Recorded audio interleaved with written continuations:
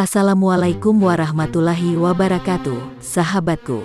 Masjid bersejarah di kota Madinah ini tidak jauhnya dari Masjid Nabawi, juga berdekatan dengan Masjid Ali bin Abi Thalib dan Masjid Abu Bakar Siddiq, yaitu Masjid Al-Ghamamah. Bangunan masjid ini dibangun untuk mengenang beberapa peristiwa penting di masa kehidupan Rasulullah Shallallahu Alaihi Wasallam. Dan peristiwa penting tersebut juga yang hingga kini melekat sebagai nama masjid ini. Masjid ini bersama masjid bersejarah yang berada di sekitar Masjid Nabawi lainnya sempat dikabarkan berbagai media akan digusur oleh pemerintah Arab Saudi dalam rangka proyek perluasan Masjid Nabawi. Hal tersebut lebih kepada kekhawatiran akan lenyapnya situs sejarah Islam di sana, seperti yang sudah dilansir berbagai media bagaimana mega proyek perluasan Masjidil Haram di kota Mekah telah menyebabkan lenyapnya situs-situs sejarah di sana. Namun hingga kini, masjid-masjid bersejarah di sekitar Masjid Nabawi masih berdiri kokoh di tempatnya dengan bentuk aslinya, dan pemerintah Arab Saudi juga telah melakukan langkah-langkah konservasi terhadap bangunan-bangunan tersebut termasuk renovasi dan penataan kawasan di sekitarnya, bersamaan dengan proyek perluasan Masjid Nabawi. Lokasi Masjid Al-Ghamamah saat ini hanya terpaut beberapa meter dari sudut barat daya areal pelataran Masjid Nabawi pasca perluasan. Sehingga, komplek Masjid Nabawi pun terlihat jelas dari masjid ini, begitupun sebaliknya. Lokasi Masjid Al-Ghamamah juga berdekatan dengan dua masjid bersejarah lainnya, yakni Masjid Abu Bakar Siddiq dan Masjid Ali bin Abi Thalib. Nama dibalik sejarah Masjid Al-Ghamamah disebut sebagai Masjid Al-Ghamamah, yang berarti awan mendung. Di lahan masjid ini merupakan tempat Rasulullah Shallallahu Alaihi Wasallam melaksanakan sholat istisqa untuk memohon kepada Allah agar diturunkan hujan. Dan segera setelah pelaksanaan sholat, awan mendung pun datang menggelayut, disusul dengan turunnya hujan. Itu sebabnya masjid ini disebut Masjid Al-Ghamamah, yang mengabadikan peristiwa di masa Rasulullah tersebut. Masjid ini juga disebut sebagai Masjid Id atau Masjid Hari Raya, karena dalam sejarahnya, lokasi tempat masjid ini berdiri merupakan tempat Nabi Muhammad melaksanakan sholat hari raya di 4 tahun terakhir kehidupan beliau. Perlu diketahui bahwa pada masa Rasulullah, di tempat ini hanyalah tanah lapang yang beliau gunakan untuk melaksanakan sholat, belum berbentuk sebuah bangunan masjid.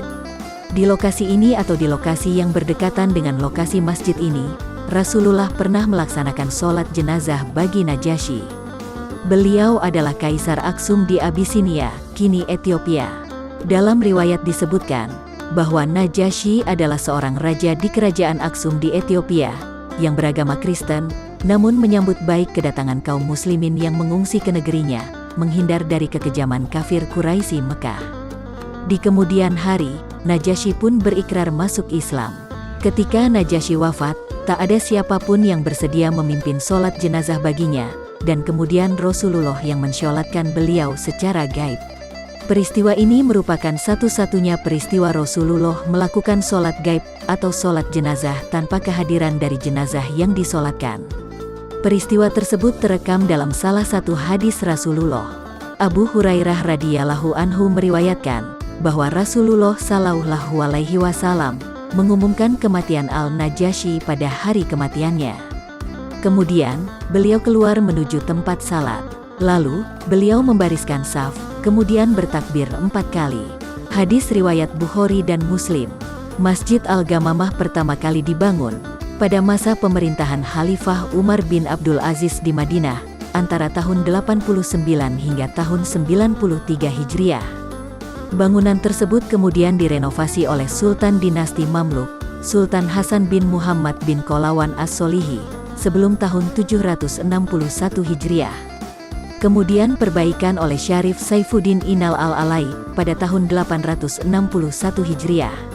Masjid Al-Ghamamah kembali direnovasi secara menyeluruh oleh pemerintah Arab Saudi, bersamaan perluasan Masjid Nabawi, dengan membangun dan menata kawasan di sekitar masjid ini, yang disinkronkan dengan Masjid Nabawi, yang pelataran sisi selatannya kini sudah sangat dekat dengan Masjid Al-Ghamamah. Masjid Al-Ghamamah ini dibangun dalam arsitektur bangunan masjid bergaya klasik, tidak seutuhnya bergaya Utsmani.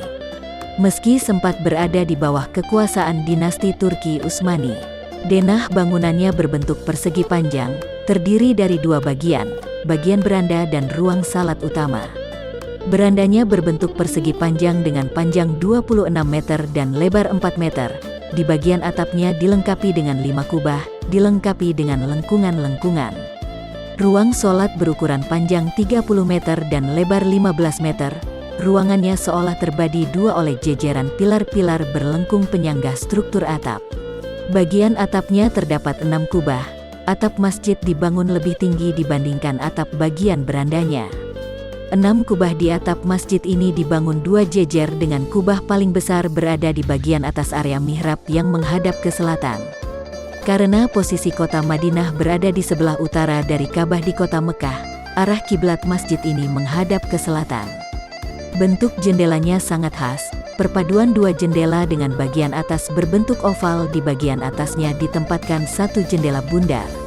Padanan jendela-jendela ini ditempatkan di semua sisi masjid. Pintunya dibuat dari kayu yang dihias ukiran khas Utsmani.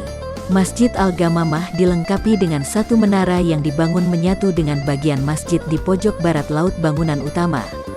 Secara keseluruhan, sisi luar Masjid Al-Ghamamah dihiasi dengan lapisan batu bata hitam. Sementara itu, bagian atas kubahnya dipoles dengan warna putih. Di bagian dalam, dinding dan cekungan kubah dipoles dengan warna putih. Tiang-tiang penyangga masjid dipoles dengan warna hitam sehingga memberikan pemandangan indah pada masjid dengan dua warna yang serasi.